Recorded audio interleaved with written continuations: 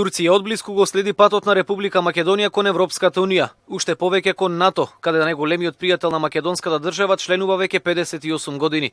Порача уште еднаш турските пријатели од делегацијата на Комисијата за хармонизација со Европската Унија при големото национално собрание на оваа земја.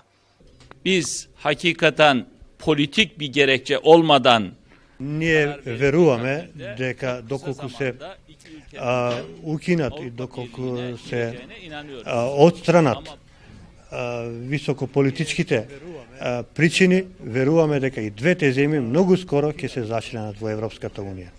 Историите на народите и на државите се пишуваат со надминувањето на проблемите. Ние ќе го направиме она што се однесува до нас, а резултатите ќе ги видиме на крај.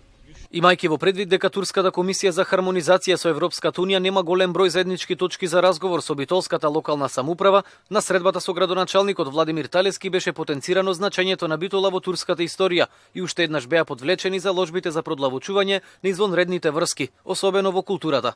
Ова е многу специфична делегација. Тоа е делегација која што доаѓа од парламентот на Турција. Тука имаме представници и од позиција и од опозиција, од повеќе реони на Турција. Луѓе кои што максимално ја поддржуваат Република Македонија и кои што исто така и во оваа прилика ја изразија големата благодарност за исклучителната соработка и се разбира зборот даден од секогаш дека и понатаму максимално ќе поддржуваат Република Македонија во евроинтеграцијата и се разбира влегувањето во НАТО.